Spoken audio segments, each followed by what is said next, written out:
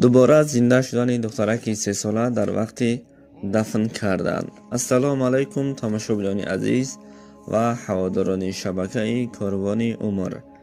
باز یک قصه خیلی دهشتناک در موضوع امروزه ما از شما خواهش میکنیم که پیش از خلاصه برآوردن اول این ثبت ما را تا آخر خوب گوش کنید.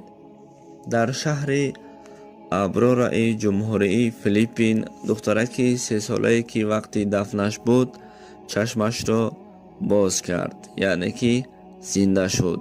دخترک چند روز با بیزگیک درک کرده است. وقتی که حالش بد می شود پدر و مادرش او را به بیمارخانه بردند. بیمار را یک مدت دیده برآمدند. دکتران کار نکردن دل و با سبب بیزگیک از دنیا گذشتن این دخترک را گفتند. دخترک باشد برای دفن کردن که در خانه بود.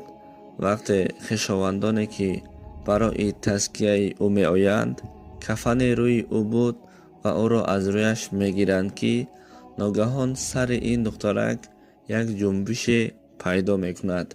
پدر و مادرش در حال او را باز به بیمارخانه می برند و عین حال باشد. دخترک در خانه اشان طبابت گرفته ایستاده است، ولی دردش همان گونه وزمین است، می گویند نشریات.